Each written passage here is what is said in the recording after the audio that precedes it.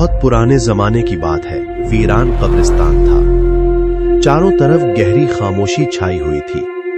قبرستان کے بیچ ایک بزرگ شخص تنہا بیٹھا تھا۔ اس کے چہرے سے اداسی اور گہری سنجیدگی جھلک رہی تھی۔ اچانک دھند کے درمیان سے ایک پر اسرار شخص نمودار ہوا۔ اس کا چہرہ پوری طرح نظر نہیں آ رہا تھا اور اس کی آواز میں عجیب سا روب تھا۔ آپ اس سنسان قبرستان میں اتنی رات گئے کیوں بیٹھے ہیں؟ میں مسافر ہوں، کسی کی تلاش میں ہوں۔ کس کی تلاش میں؟ میرا گاؤں مصیبت میں ہے۔ میں بہت سے پیروں فقیروں سے مل چکا ہوں، لیکن سب نے یہی کہا کہ میری مشکل کا کوئی حل نہیں ہے۔ آپ کی اس مشکل کا حل مجھے معلوم ہے کہ کس کے پاس ہے۔ کس کے پاس؟ یہاں سے چند میل دور ایک گاؤں ہے، وہاں جا کر لوگوں سے پوچھئے گا کہ حافظ رضا کہاں رہتے ہیں، وہی آپ کی مدد کر سکتے ہیں۔ صبح ہوتے ہی روانہ ہو جائیے۔ یہ کہہ کر وہ پر اسرار شخص دھند میں گم ہو گیا، جیسے وہ کبھی آیا ہی نہ ہو۔ صبح ہوتے ہی بزرگ روانہ ہوا۔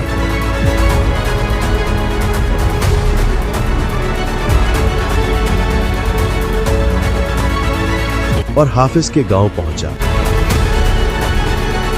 لوگوں سے پوچھ کر وہ حافظ کے پاس گیا۔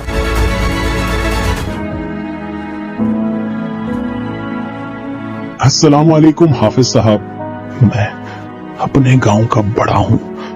میرا گاؤں بہت بڑی مصیبت میں ہے۔ کیا مسئلہ ہے؟ میرا گاؤں چھوٹا سا ہے، ہم سب مل جل کر رہتے تھے۔ ایک رات ہمارے گاؤں کے ایک گھر کا دروازہ کھٹکا۔ جب دروازہ کھولا گیا تو وہ شخص وہی بے ہوش ہو گیا۔ آج تک نہ وہ بولتا ہے اور نہ ہوش میں آتا ہے، بس شدید بیمار پڑا ہے۔ اسی طرح 2-3 اور لوگوں نے بھی دروازہ کھولا اور وہ سب بھی بیمار ہو گئے۔ چند دن بعد ہمارے گاؤں میں شادی ہے۔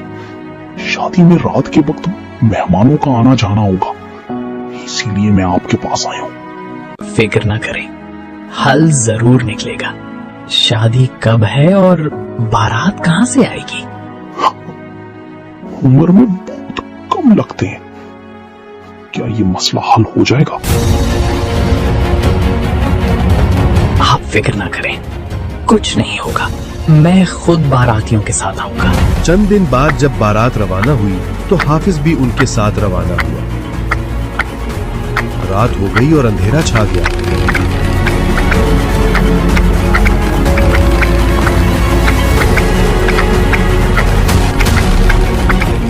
ہم کب سے چل رہے ہیں، آپ کا گاؤں کب آئے گا؟ ہاں بس تھوڑا سا ہی راستہ بچا ہے، ہم سارا راستہ تو پار کر ہی چکے ہیں، گاؤں بس آنے ہی والا ہے۔ بارات پوری رات چلتی رہی مگر گاؤں نظر نہیں آیا۔ جب صبح ہوئی تو سب نے دیکھا کہ وہ پوری رات گاؤں کے چاروں طرف ہی گھومتے رہے تھے۔ آخرکار بارات گاؤں میں داخل ہوئی۔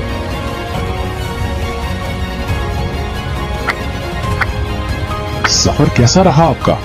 آئیے میں آپ کو اپنا گاؤں دکھاتا ہوں۔ پھر وہ حافظ کو پورے گاؤں میں گھمانے لگا۔ اس نے ہر گلی، ہر موڑ اور وہ گھر بھی دکھایا جہاں باراتیوں کو ٹھہرایا گیا تھا۔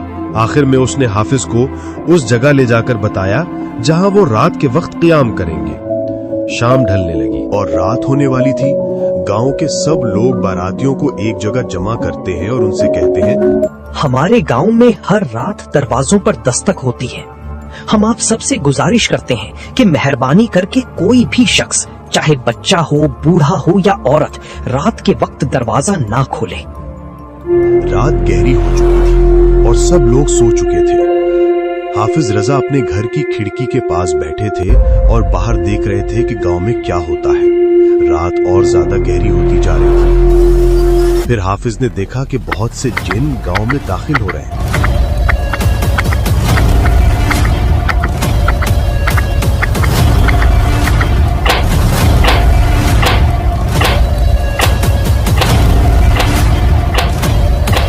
हाफिज कुछ देर देखने के बाद खिड़की बंद कर देते हैं और आराम करने लगते हैं। बारात के साथ आए हुए दो मेहमान एक ही घर में ठहरे हुए थे। चलो दरवाजा खोलते हैं, देखते हैं आखिर होता क्या है। कोई क्या ही कर लेगा। नहीं, ऐसा मत करो। गांव वालों ने मना किया था कि दरवाजा नहीं खोलना। मगर उस जिद्दी मेहमान ने अपने दोस्त की बात नहीं मानी। जैसे ही दरवाजा खुला उसका दिल बैठ गया। वो बुरी तरह कांपने लगा। उसके मुंह से चीख निकल गई और वो वहीं बेहोश होकर गिर पड़ा। उसका दोस्त दरवाजे के पीछे छुपा हुआ था। वो जिन को तो नहीं देख पाया, मगर अपने दोस्त की चीख सुनकर वो भी वहीं साकित रह गया।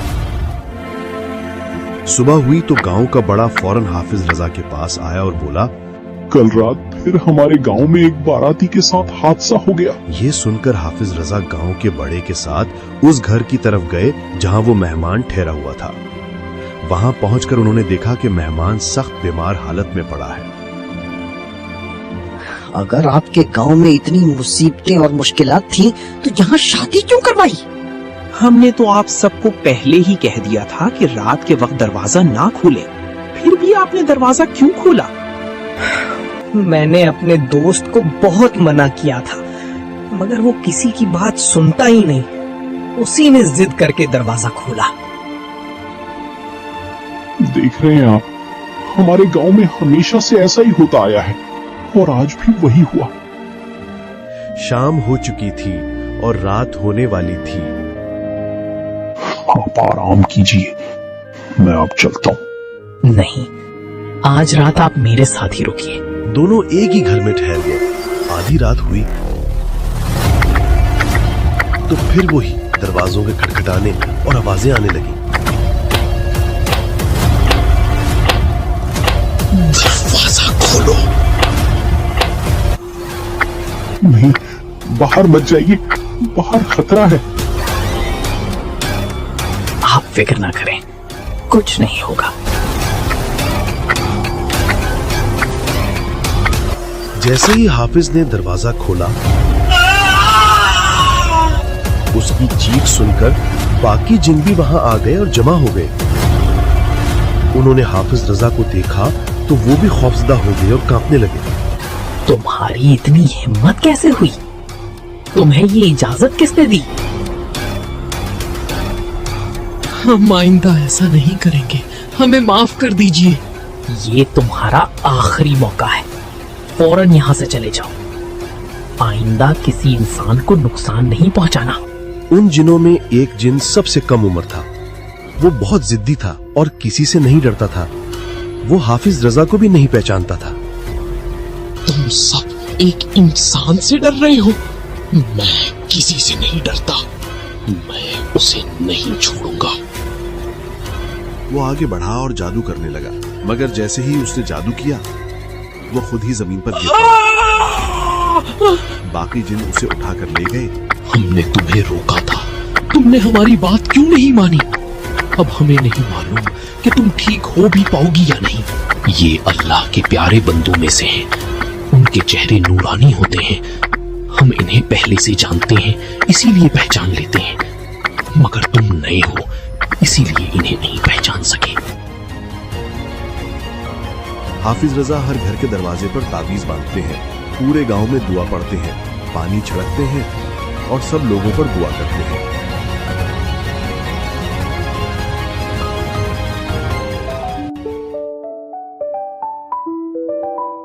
ये हाफिज साहब हैं। आज इन्हीं की वजह से हम सब खैरियत से हैं। हाफिज साहब, आपका बहुत बहुत शुक्रिया, आपने हमारी इतनी मदद की। अगर आपको किसी भी चीज की जरूरत हो तो बेफिक्र होकर हमें बता दीजिए, हम आपके एहसानमंद हैं। ठीक है, शुक्रिया, मुझे कुछ नहीं चाहिए। खुदा हाफिज। और हाफिज रजा भी खुदा हाफिज कहकर वापस चले गए। उसके बाद न कभी किसी दरवाजे पर दस्तक हुई और न ही वो खौफनाक आवाज दोबारा सुनाई दी।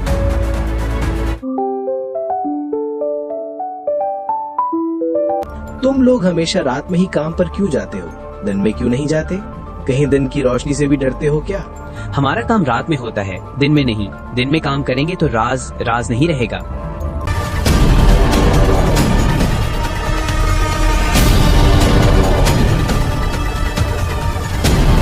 जब उसने खत खोला तो उसमें लिखा था कि एक घने जंगल के अंदर एक छोटा सा घर है और वो पूरा घर सोने का है। वाह वाह वाह, क्या बात है वजीर, तैयारी करो, अभी के अभी उस जंगल की तरफ चलेंगे। अंदर जाओ और जाके सोना लेकर आओ। जैसे ही सिपाही अंदर जाने लगी, सबकी सब पीछे गिर गए।